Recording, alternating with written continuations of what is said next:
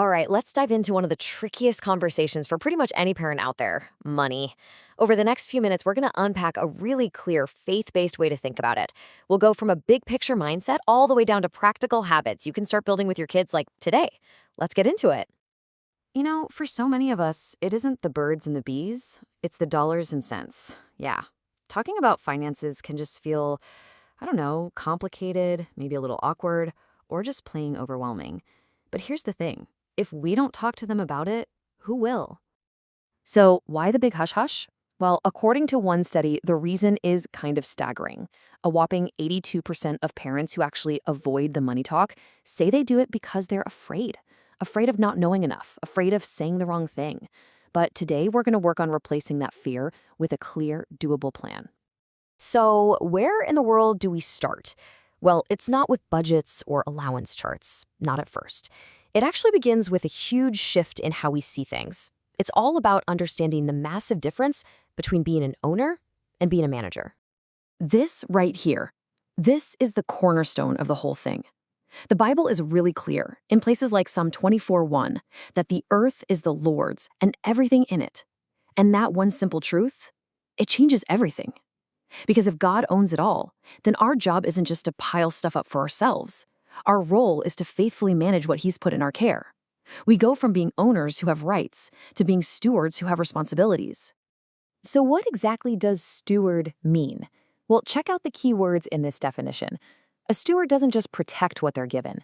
They also look for ways to expand it, to make it grow. That makes it a really active job, not a passive one.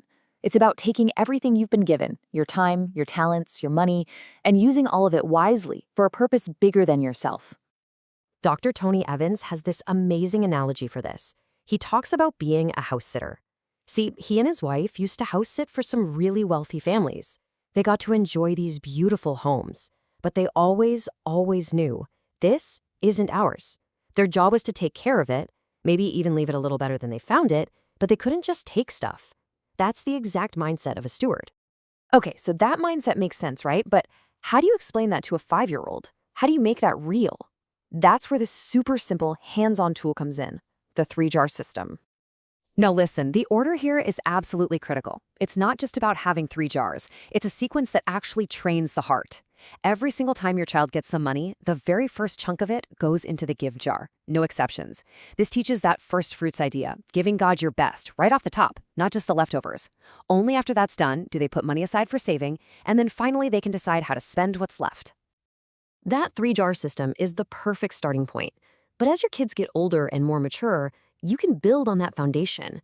You can expand it into a lifelong framework that's built on 4 key pillars of managing money faithfully. So what are these 4 pillars?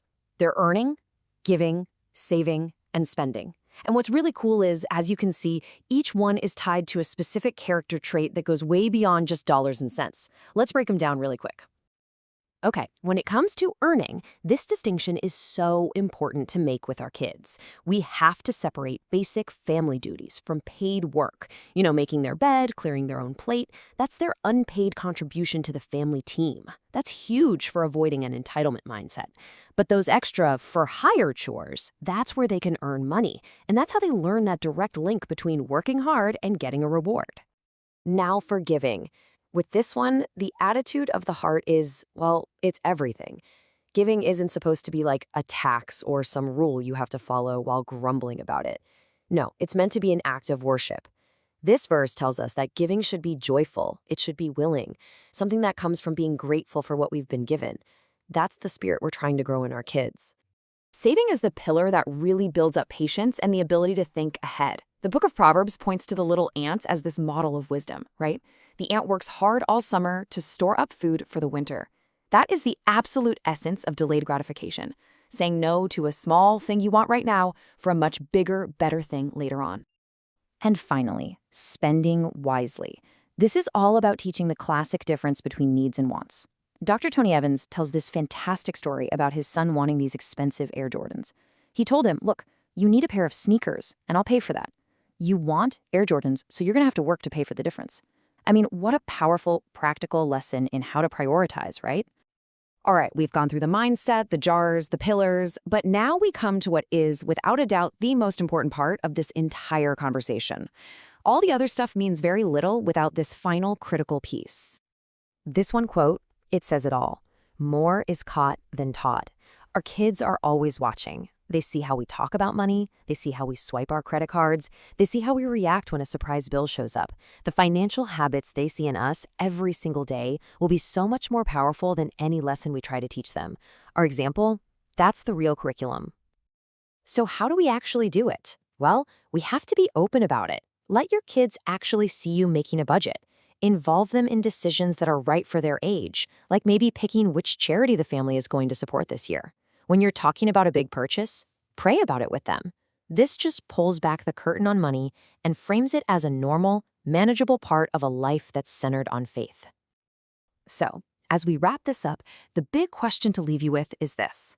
Whether we're being intentional about it or not, our daily habits are telling our kids a story about what we really value. So what story are your actions telling? Is it a story of fear and scarcity? Or is it one of faithful, generous, and wise stewardship? Thanks for tuning in.